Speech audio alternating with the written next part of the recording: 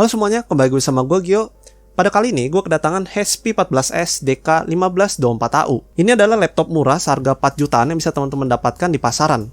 Laptop ini sudah banyak yang review dari channel sebelah dan tanggapannya sangat positif. Secara keseluruhan laptop ini memiliki fitur, spesifikasi, dan kualitas yang bagus untuk laptop di bawah 5 juta. Jadi pada video kali ini gue hanya akan fokus menguji laptop ini digunakan untuk gaming. Memang kedengarannya gak masuk akal gaming di laptop seharga 4 jutaan. Dan pasti teman-teman penasaran bagaimana dengan performanya. Jadi mari simak terus video ini. Spesifikasinya, laptop ini menggunakan CPU AMD Athlon Silver 3050U. CPU ini satu keluarga dengan Athlon Go 3150U yang pada video sebelumnya sudah dibahas. Dan untuk performanya, tidak main-main. Athlon Go 3150U bisa lancar memainkan game AAA seperti GTA 5, Watch Dogs, dan lain-lain. Bagi yang belum tahu bisa tonton videonya. Athlon Silver 3050U berfabrikasi 14 nanometer dengan codename DALI berarsitektur Zen. CPU ini memiliki 2 core, 2 thread, base clock 2,3 GHz hingga 3,2 GHz, ada 3 level cache sebagai berikut, dan CPU ini memiliki APU atau yang lebih dikenal iGPU menggunakan AMD Radeon RX Vega 2 dengan 2 core dan frekuensi 1100 MHz. Dan yang hebatnya, Athlon Silver 3050U hanya membutuhkan TDP 15 Watt saja, jadinya sangat irit. RAM yang digunakan merek Samsung berkapasitas 4 GB 3200 MHz DDR4. Masih ada satu slot kosong dan RAM maksimal bisa di-upgrade hingga 16 GB.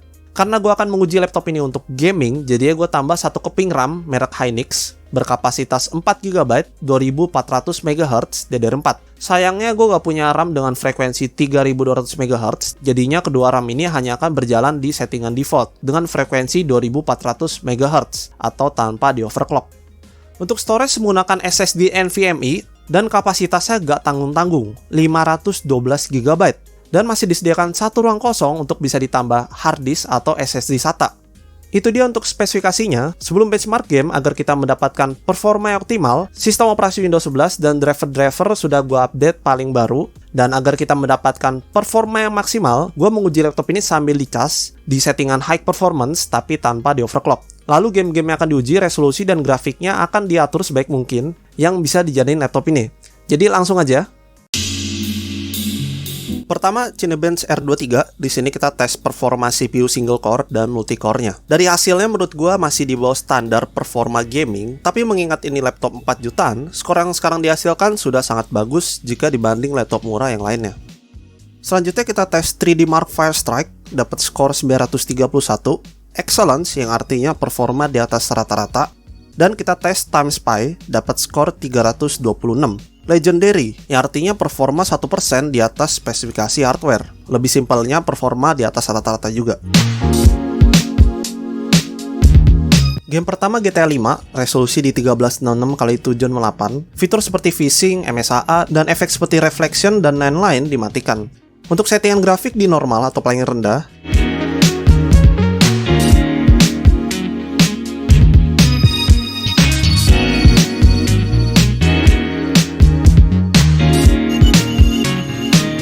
dan untuk gameplaynya, seperti yang bisa teman-teman lihat, ada screen tearing. Itu bukan dari laptopnya, melainkan dari capture card-nya, atau alat untuk recordnya. Bukan hanya game GTA 5, tapi ada beberapa game lain yang juga ada screen tearing. Ya, namanya juga capture card seharga 100 ribuan, gua gak kesampean beli Elgato atau merek bagus lainnya, jadi ya mohon maaf, gameplaynya jadi kelihatan kurang bagus.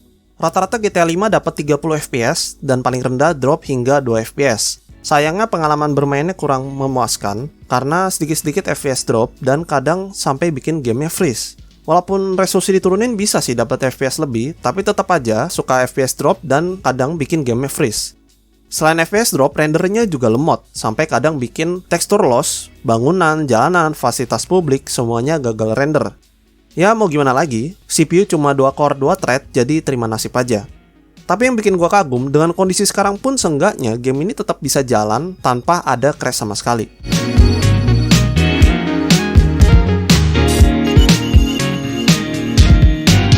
Sekarang kita coba GTA 4 di resolusi 1366x768, settingan grafik low atau paling rendah, fitur phishing dan efek lainnya dimatikan.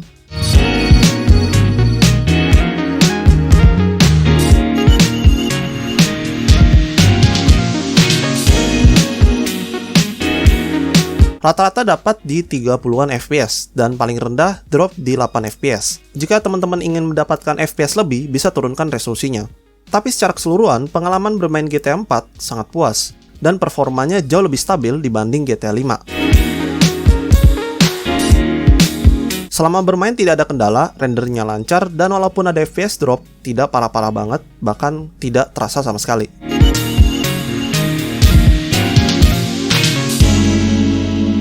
Selanjutnya game balapan, Dirt Rally, di resolusi 1366x768, fitur yang dinyalakan 2 kali MSAA agar grafik kelihatan lebih cantik, dan untuk settingan grafik di default medium atau settingan bawaan gamenya.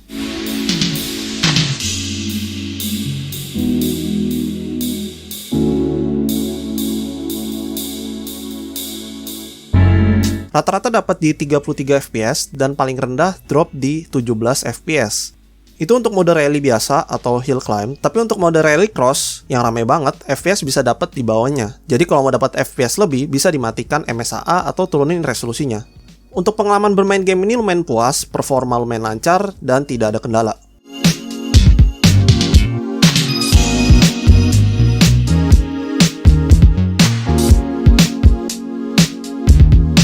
Tomb Raider di resolusi 1366x768, fitur-fitur dan efek-efek semuanya dimatikan, lalu settingan grafik di default medium.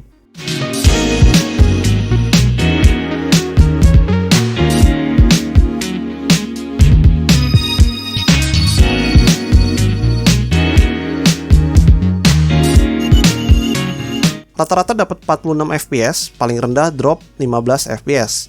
Pengalaman bermainnya sangat puas, game sangat lancar, performa sangat stabil, dan tidak ada kendala. Karena performa yang stabil dan dapat FPS yang lumayan tinggi, kita masih bisa tingkatin grafiknya sampai high. Gue belum coba, tapi kemungkinan bisa dapat rata-rata 30-an FPS.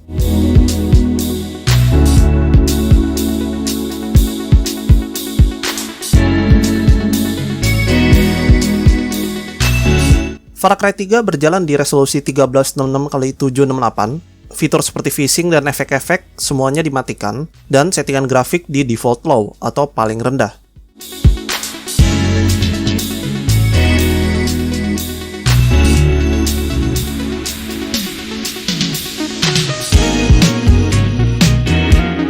Rata-rata dapat 37 fps, paling rendah drop di 11 fps.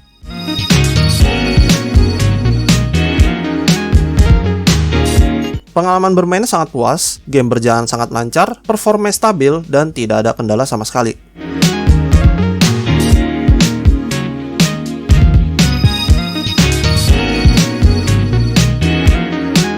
Selanjutnya Watch Dogs, gue mencoba menjalankan game ini di beberapa resolusi. Untuk fitur-fitur dan efek-efek semuanya dimatikan dan settingan grafik low atau paling rendah.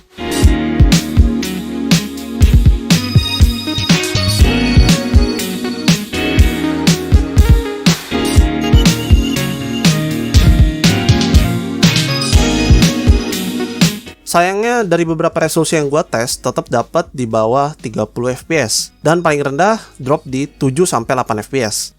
Herannya walaupun rata-rata dapat di bawah 30 fps, gue masih bisa enjoy gameplaynya. Memang kurang nyaman, tapi seenggaknya tidak ada texture loss atau gagal render bahkan nge-freeze seperti GTA 5. Jadi untuk Watch Dogs bisa dinikmati buat para gamers yang masih punya toleransi.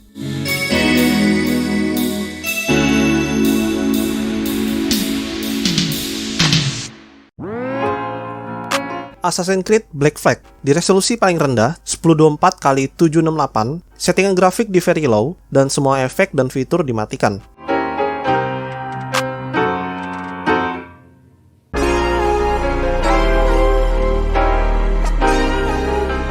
Rata-rata dapat di 33 fps dan paling rendah drop di 13 fps.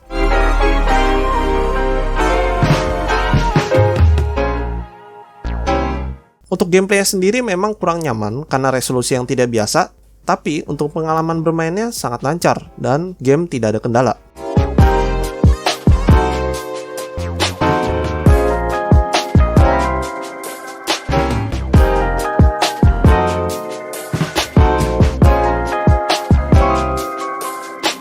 Selanjutnya Euro Truck Simulator ETS 2 di resolusi 1366x768 dan settingan grafik di default medium.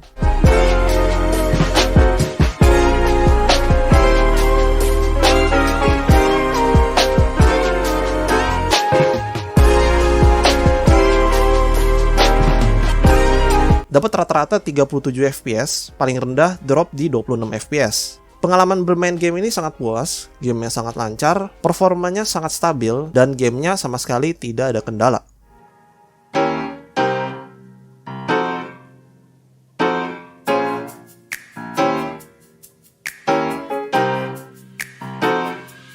Minecraft T-Launcher, resolusi 1366x768, di settingan grafik fast dan fitur phishing dinyalakan karena ada input delay, jadi mau gak mau harus dinyalain. Selain itu, untuk efek-efek semuanya dimatikan.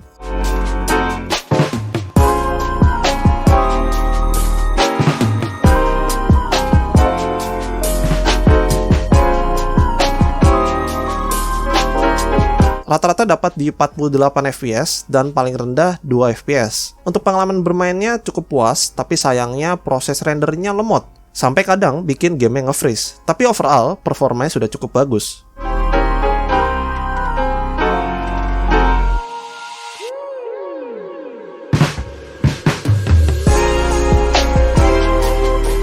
Selanjutnya kita ke game online, Genshin Impact, resolusi 1366x768. Di settingan grafik terendah, dengan resolusi render diturunkan ke 0.6, dan fitur phishing dan efek lainnya dimatikan.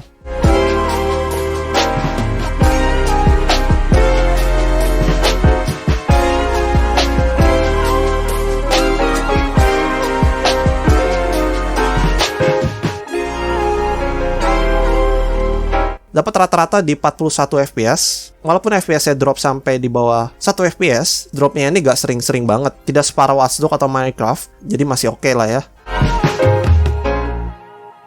Pengalaman bermain gamenya cukup puas, grafiknya memang burik tapi game lumayan lancar.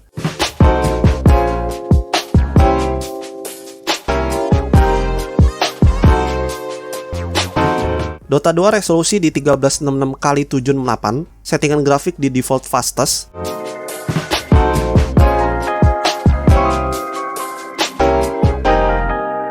Rata-rata dapat 73 fps, paling rendah drop di 26 fps. Performa memainkan game ini sangat lancar, pengalaman bermainnya juga sangat puas, tidak ada kendala, dan sangat playable di laptop ini.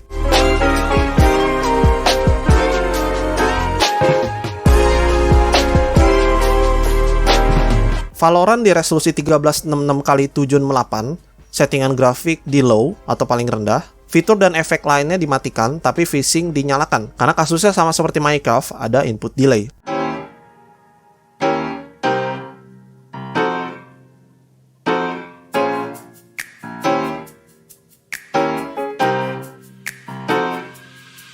Rata-rata dapat 57 fps, paling rendah drop di 15 fps. Pengalaman bermain gamenya sangat puas, performanya sangat lancar, dan tidak ada kendala. Jika teman-teman rasa FPS-nya kurang, bisa juga dapetin FPS lebih dengan cara menurunkan resolusinya.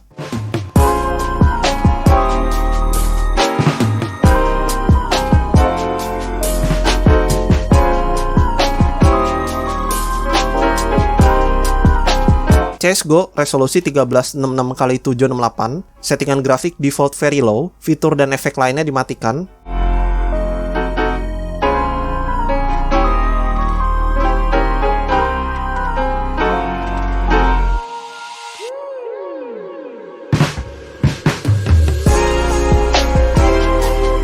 Dapat rata-rata FPS tidak stabil, kadang 60, kadang 50, tergantung lokasi mapnya. Tapi rata-rata dapat di 48 FPS, paling rendah drop di 2 FPS.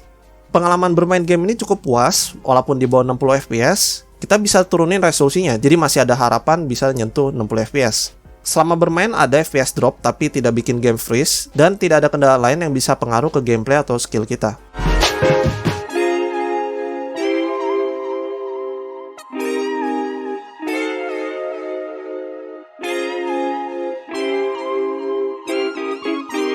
Selanjutnya game Battle Royale, Fortnite, di resolusi 1280x720, dan resolusinya ini fix dari gamenya, tidak bisa diubah, kecuali pakai window mode, tapi untuk performa yang lebih bagus dan stabil, lebih baik full screen. Settingan grafik di default low, fitur dan efek lainnya dimatikan, kecuali phishing on, karena sama dengan Valorant dan Minecraft, ada input delay.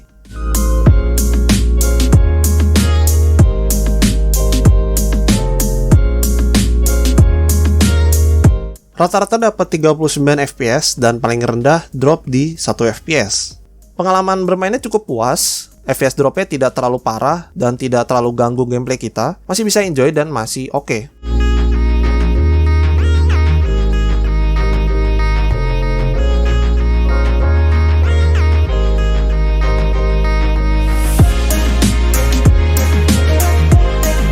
Dan berikut ini adalah suhu laptop ini setelah digunakan gaming berjam-jam di ruangan tanpa AC. Maksimal 87 derajat dan masih di bawah batas maksimalnya, yaitu 95 derajat.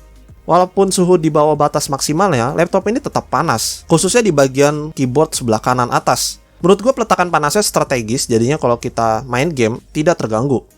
Itu dia performa dari HP 14S DK1524AU. Yang tahun-tahun bisa lihat, nyatanya laptop 4 jutaan bisa gaming itu bukan omong kosong. Gue sangat kagum dengan AMD Athlon Silver 3050U, yang walaupun CPU ini cuma punya 2 core 2 thread, teknologi yang digunakan sangat canggih. Dengan arsitektur Zen, performanya gak bisa diremehkan. Banyak game yang bisa dilibas, bahkan game yang memerlukan multiple core seperti GTA 5 dan Watch Dogs bisa dijalankan. Bukan hanya laptop merek HP yang bisa digunakan gaming, tapi laptop merek lain juga bisa digunakan gaming selama menggunakan AMD Athlon Silver 3050U dan RAM yang pastinya harus 8GB. Bagaimana menurut teman-teman mengenai laptop ini? Bisa komen di bawah. Menurut gua, di harga 4 jutaan, laptop ini performanya bener-bener gokil. Dan laptop ini bisa jadi pilihan buat teman-teman yang lagi nyari laptop murah di bawah 5 juta tapi bisa gaming. Sekian pada video kali ini, jangan lupa untuk support channel ini dengan cara leave a like, share video ini, dan subscribe bagi yang belum subscribe, juga nyalakan notifikasinya agar tidak ketinggalan konten menarik dari channel ini. Gua Gio, thanks for watching, see you again in next video.